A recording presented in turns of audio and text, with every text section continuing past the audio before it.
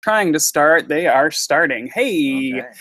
hello everyone. My name is Darren Fink. I'm with Transfiguring Adoption. Transfiguring Adoption is a nonprofit, and we use media and resources to help you to connect with your foster or adopted family. We also like to say that we nurture kids by giving a hoot about their caregivers. And I'm going to let my guests introduce themselves. Whichever one of you wants to go first, I guess. All right. My name is Kyle Ford. My wife Liz and I are both with City of Refuge organization, which is we provide artistic coping skills for those that we call broken and left out. So it includes foster families, but also those that are at risk to entering the system. Kind of providing more wraparound services for that. So. Okay. And Liz, did you want to say anything about yourself? Well, like you said, I'm Liz, and I am the administrative assistant for City of Refuge. So very cool. Glad you guys are both here. You guys haven't seen it at home. This seems seamless, but we've had a go around of trying to actually get you guys going live here. So it's good to be here. I just wanted to let everyone know that we're going to be talking about coping using artistic skills today. And both Kyle and Liz both shine in that area, and that with Transfiguring Adoption, a lot of you that go onto our website and use our resources like using our media resources and media reviews. And so we're looking at other people, what other people have done and what they've created and how that's going to in turn help you. The neat thing about City of Refuge is they actually have a lot of things so that your kiddos can learn how to create and how to do things to cope and how to make it through the trauma that they've been through. But yeah, coping with artistic skills. So what, just real quick, like people are thinking, everyone thinks art and everyone thinks, okay, drawing or doing a painting, but Right. What are you guys talking about when you mean art? Well, I mean, it could be pretty much anything. We've done music, writing, poetry, storytelling. There's a lot of different techniques that you can use.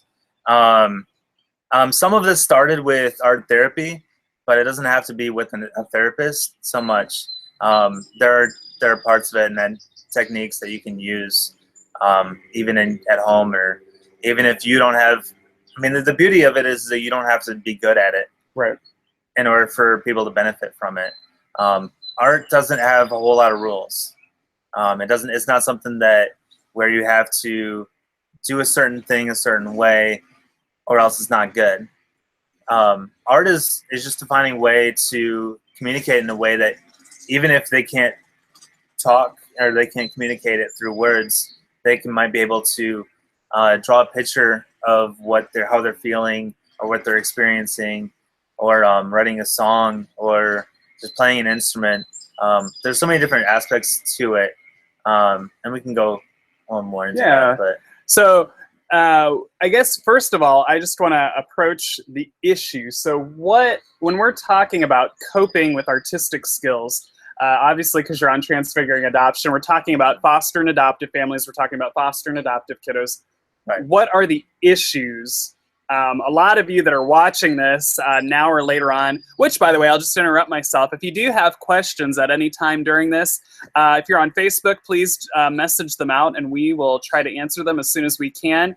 And I will try to check on Google Live as much as I can while we're talking to see if you have any questions. So please chat and ask us your questions. We're having a little trouble on Google Hangout with the Q&A app right now. But if you're on Facebook, please ask us your questions that you have about, for Liz and Kyle, about coping using artistic skills or artistic media. What are the issues? What are the issues that children have that they're trying to overcome that we need to even look at this? Oh, where do we begin? I mean, if you're a foster kid, like, just the sheer, like, if the only thing that they've gone through is not being able to, like, be in their home, being taken from their home, that is trauma in itself.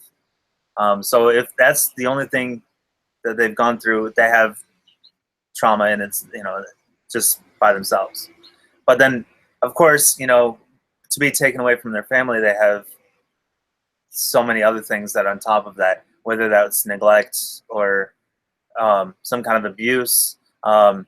Especially, like, once they get into their teen years, it then becomes, like, sometimes substance use, sometimes death of family members.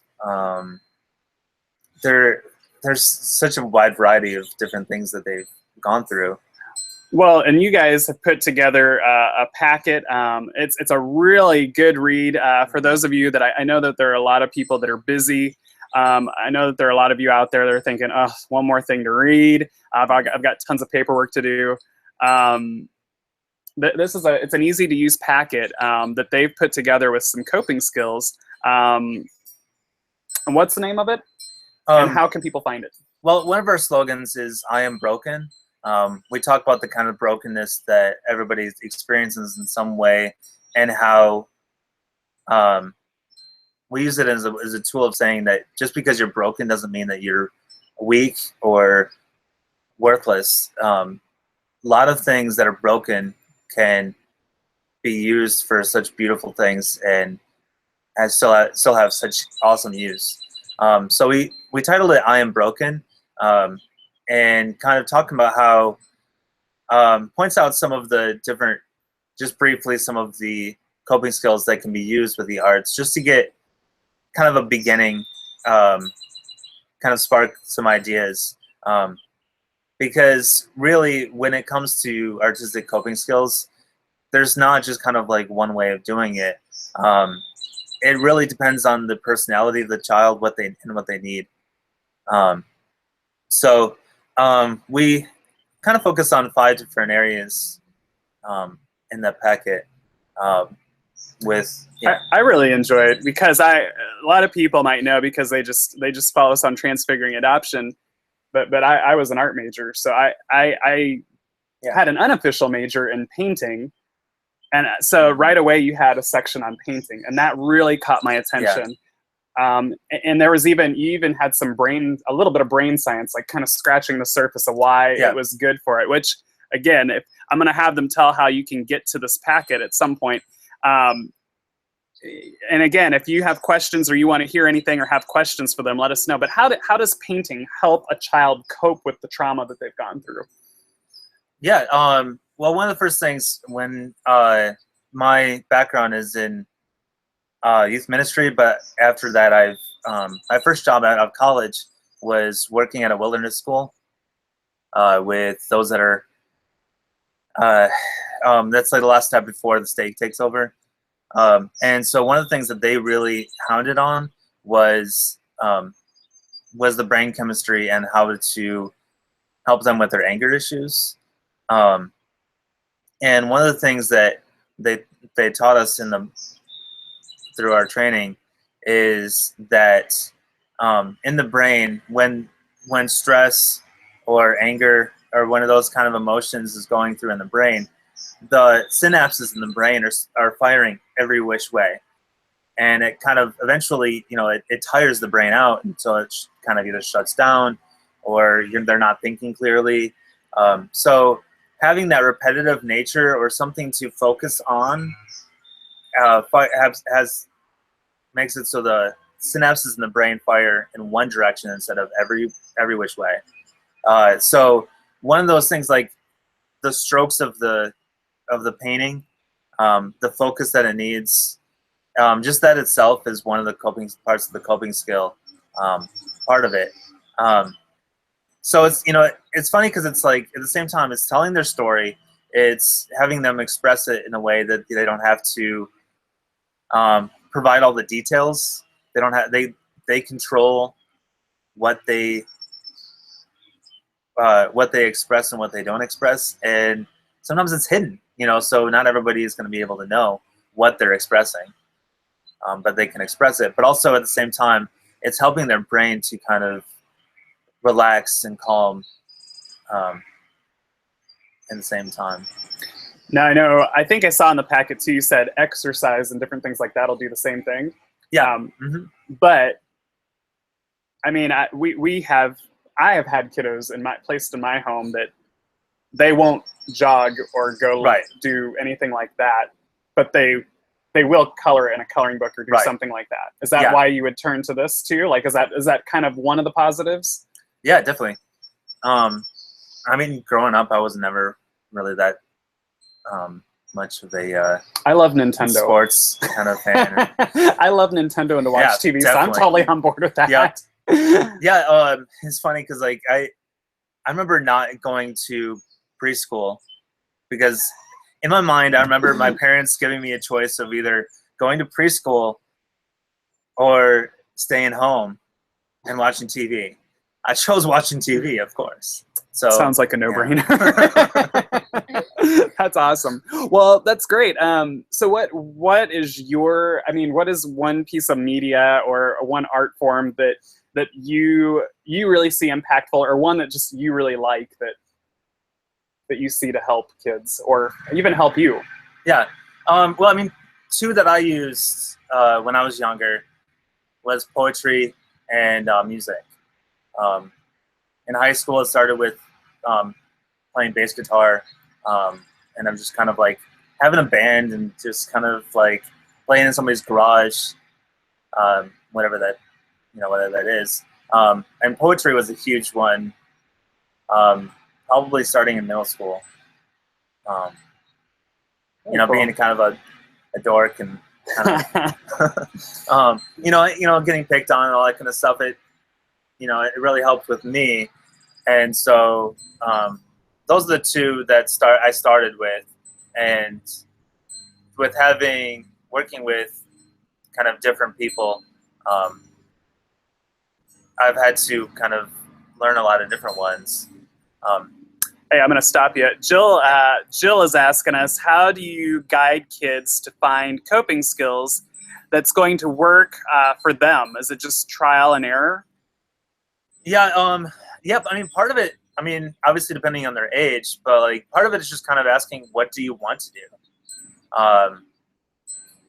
Another part of it, I think, is part of it's trial and error. Just try and see, because they won't know what helps them and what doesn't. I've worked in a lot of residential facilities for teenagers in the foster care system, and yeah, a lot of it's trial and error. Just kind of trying an activity with them. If they don't like it, then we'll try something else. Is there a way that you can kind of get in? Because I'm thinking, I know for myself, painting's expensive. Yeah. Like, what do you do so that you can trial and error without saying, okay, we're taking out a second mortgage on our house? Yeah, no. Yeah, like, obviously, like, with painting, you can start with something simple as like pens or pencils. Charcoal is pretty simple to do. Right. And with just a sheet of paper or coloring pages have been huge. Even if you can just start with just, all right, let's, you want to color, and then we can kind of go from there. But yeah, a lot of these you can kind of get creative. You don't have to have the huge amount of art supplies to do that. Music gets tougher, obviously. But yeah. I think part of it is like that. The old saying, "It takes a village." Right. And so wherever you're at, I would hope that there'd be some kind of somebody that you could kind of connect with that might have that kind of some instruments or something. Some instruments or art supplies or whatever it is that they can kind of. Well, then I'm going to piggyback off of Jill also. Not only with that, but then, so I love to sing. I'm a bad singer. How do I know though? Like I don't know.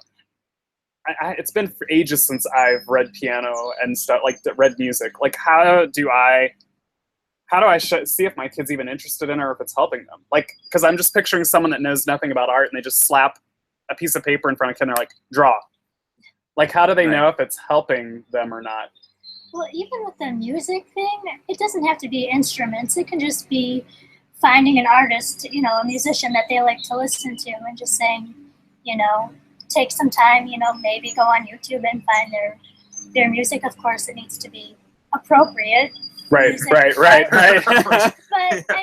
found with our little one that we had, there was one song that he just loved, and it was the only thing that would calm him down. So, I mean, if he was throwing a fit or whatever, as soon as I would put that music video on, it was like he would actually sit still and listen to the whole video. Nice. So, It was Enrique Iglesias too, which is funny. Okay, that's awesome. Maggie is asking, would you recommend giving the child someone to look up to with their art and explaining their previous painters who have used their own personal problems to express themselves through art? Such as, it cut your thing off. I don't know if I can see it. I think it says Van Gogh, like such as Van Gogh. Okay, yeah. Definitely. There is some research being done too with, I remember specifically Kara Powell, who has been writing books more about the church, but it can be used as anybody that's working with youth. But she kind of looks at like most of the people look at kind of the ratio as being 5 to 1, so 5 kids to 1 adult. She's like, what if we switched it to where it's 5 adults for every kid? And the beauty of that is, like, it doesn't have to necessarily even be somebody that's in their life, but it's kind of finding somebody that has done the same thing that they've done. Very nice. And kind of been where they've been. That can be huge. And there's a ton of stories out there with people, especially with the arts. So yeah, definitely. If you can find somebody that has been there and has benefited from their art, like, that's huge. I totally forgot what I was going to say now, because when the door opened, it threw everything out. I know it. That's how it goes. So what would you suggest parents that are interested in this? What would you suggest? What's the first step to sit down with? Because the other, I think the hard part is I think it's all happened accidental for me when I've had foster kiddos in my home. Is I just accidentally find, because I said, we're a creative family, so we're just automatically doing stuff anyways. We're painting, we're drawing, we're singing, we're dancing, so the kid, we kind of just see them jump in with it. But like for a family that's not artistic, not what do they do to find out what's step one? Does that make sense? Maybe? Yeah. I think part of it that starts out is kind of listening to the kids. I think they in some ways they start out knowing some things that they like to do. We've had a lot of kids that have started out interested in singing, or or start out with kind of like how they like a certain artist or certain music or certain whatever it is, and so just kind of going like, hey, would you like to do this too? Right. And just kind of express, like, we don't know where to begin with this, but let's start this journey with you.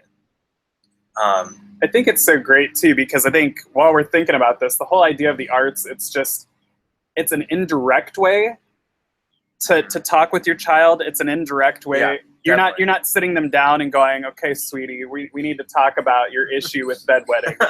Yeah, like, exactly. Or we need to talk about, like, why are you scared of, like, it's you might see something in their song or in their music, and you're like, wow, that sounds really off. Like, tell me about that. Yeah. Or why did you pick this? Or why is this animal in this painting? Or should parents get discouraged if they don't see anything? Like, if they just see their kid painting unicorns because they watch Despicable Me and they just want to paint fluffy stuff all the time? Like, should they be discouraged? Like, this isn't working, I'm not getting anywhere with them? I don't think so, because like I said before, like, even if it doesn't go there, just the sheer fact of them focusing on one thing will help a lot. And also just kind of like ask those questions. It's about, like, kind of asking those right questions. So like, hey, what is this? Why did you do it this way? What do you see when you see this. I see a top 10 question blog coming down the pikeway for City of Refuge, like top 10 questions to ask your child. Yeah, definitely. And they don't have to be discouraged if it doesn't go there right away. I mean, obviously, if it's a new placement, it's going to take some time for the kid to open up and feel comfortable expressing those deeper things. So just letting them do whatever in their head first and just let them, express themselves that way. And then they can open up the door for more questions and allowing the kid to become more comfortable with you. Well, and I like that too, what you guys were talking about also, is that it's, even if it doesn't go there, it's a life skill. You're basically teaching them a life skill of how to pay attention to one thing at one time. I mean, that's a coping skill we all have to have as adults. Yeah. That some of us have it more than others, and some days I have it more than others, to be honest. So I think that's great too, to remember that if nothing else, you're helping with life skills. Yeah. But I'm trying to see Kristen. Nope, I thought someone messaged in there. They didn't. Hi, Kristen. Kristen joined, though. I'll say hi to her. Okay. Well, tell us what is City of Refuge doing to help with get these coping skills out there? Or I know you talk a lot about it takes a village. And like we were talking before, I have no clue, like anything instrumental. It's been since 3rd grade, and I'm 39. Right. So what does City of Refuge do, and how are they making an impact? Yeah, well, right now we're focusing on doing workshops with, some of our workshops are with the teenagers, whether that be foster teens or whatever, to kind of create a space for them to express themselves in different ways, and learning those kind of coping skills. Because I know that, like, me growing up, I had a lot of those friends that had garages and basements that we could play in or whatever it is. But for a foster kid, a lot of times, like, especially if you're an older foster parent that has a teenager, sometimes that can be really difficult when it comes to that stuff too. And so our hope is to kind of create a space for those people. And I want to encourage you, if you're not in the Knoxville area, even if all you can do is open up a garage for somebody to play in, that could be huge for them. If you have somebody in your life that hey, I'm not musical, but I can help you have a space for you to play, that could be huge, or to paint, or whatever that is. But we're starting with workshops. We're working on creating a space that we can do concerts and art shows and an after-school program that is focused on those that are enjoy the arts more than they do sports or that kind of end of it, which most of the after-school programs are, but also structured in a way that helps with anger issues and behavioral issues. So we don't have to call the parent anytime that so-and-so acts out. Yeah. No, if you are, and I'm encouraging these guys to start rolling this out across the nation. But no, that was one thing that when I spoke with Liz and Kyle, one thing that attracts me to the idea, I think, the City of Refuge, is that everyone's trained.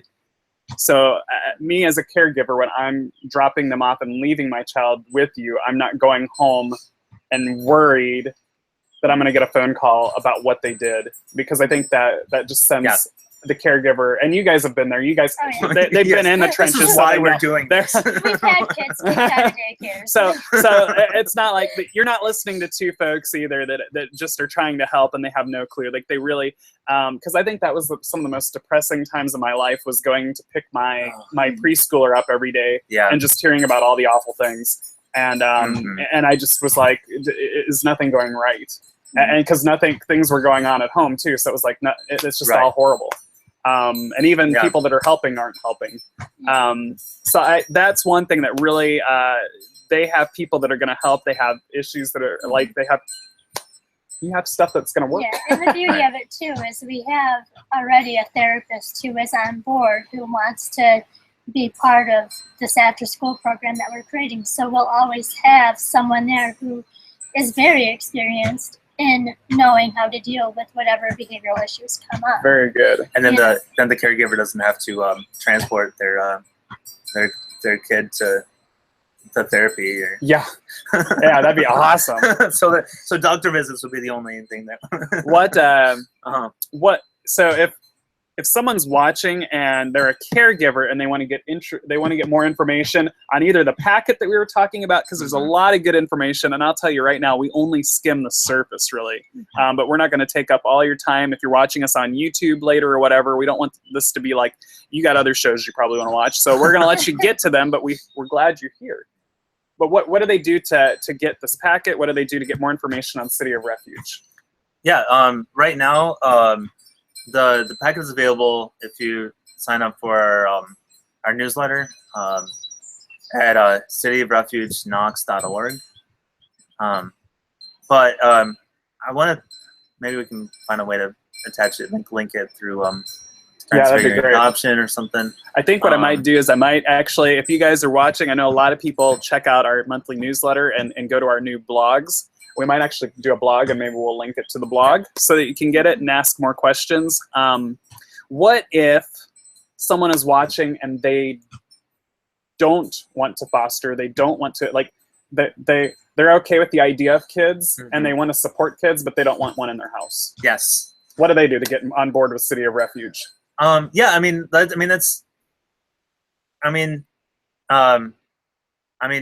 you know, we're, like I said, we're kind of more of the wraparound services, so kind of helping foster families. If you want to get involved in, especially, I mean, we always need artists and musicians, those that know that kind of end of it, because obviously, like, not everyone knows every kind of art. Right. Right. Yes, I definitely don't. Some of them, we know some of those super people that know everything about art, but yeah, we have mentorship opportunities. We love the idea of kind of that 5 adults to every kid kind of an idea. So the more we can pour into those kind of families, we know what it's like to be a foster family, and kind of when we came from Michigan about 5 years ago, and so when we came down and we started fostering, we don't have family, we don't have anything, so we had to find those people to kind of latch onto, whether that be a church community or friends or whatever that was. And so I think the first thing to do, like, I mean, if you want to get involved with City of Refuge, definitely check out our website, and we'll have, you know, there's definitely ways of, in our Facebook group and all that, to connect with us, and we can have a conversation, let you know how you can get involved. But even if you're not in the Knoxville area, I want to encourage you, just if you know foster families or know kids in your life, ask those parents, what do you need? Kind of, is there something that I can do to help you? Because often, a lot of foster families don't feel like they can ask.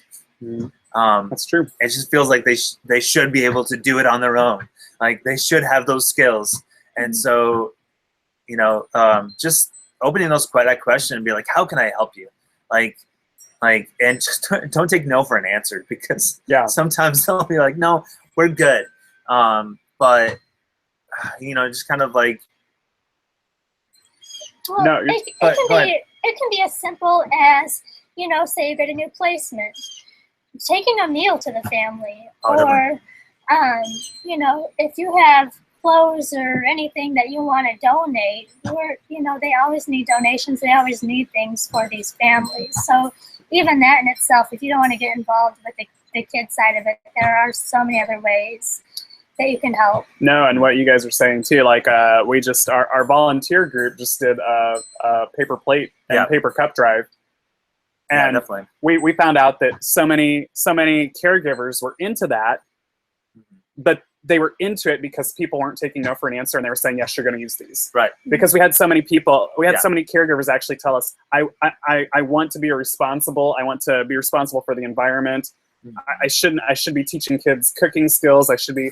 Right. But then when some people said, no, here, use these, it'll just take some stress off for a little while. Right. They were like, oh, okay, yeah, I should do this. Because it's short term. Yeah, it was short term, and they took it. Yeah.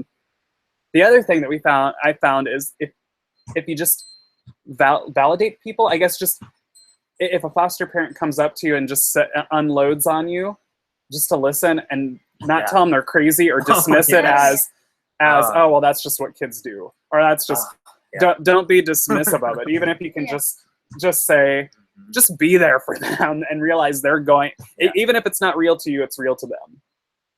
And like I said, if you have a basement or a garage to use, like, that's huge too. Just whatever they, ask those right questions. Ask those questions like, what do you need?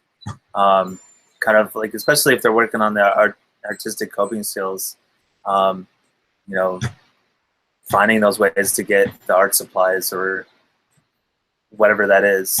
I feel like the need for a little bit of a plug though too. We are go for it. We are working on creating a space in the South Knoxville area, like we said, and so we're starting the process of getting the funds. And so if you want to help us with that, there's more details on our website. For sure. Our Facebook page as well. There is a link. Can they just search City of Refuge on the Facebook page to find that? Yes, I believe it's City of Refuge Knox. Okay. So yeah, and I wanted to say, I can't see because there's a glare on my phone out in the sun, but I think it's Violetta is saying she's loving what we're talking about, and I can't see your name, but said that you are sharing this video, that you love it. Thank you so much, you guys. Thank you. Be sure to check out City of Refuge on the website. Is it .org, right? Yes. .org. And also check out City of Refuge Knox on their Facebook page. Definitely get involved with this group. Be pushing them and see what you can do to get it to roll out in the nation, so that we can get more of these services offered throughout. Is there anything else? Anything, if you had all the caregivers, all the foster parents' attention right now, what is the one short thought that you would want them to know right now? One short thought is don't be afraid to experiment. They're not going to know what coping skills they have right away. It's going to take some trial and error. So just be willing to go there with them, but also just ask and listen. It takes a lot of active listening to be able to know and listen to what they're saying, and what they want from you. Liz, is there anything, one short thought you would tell a foster parent or adoptive parent if everyone in the world was listening to you right now? I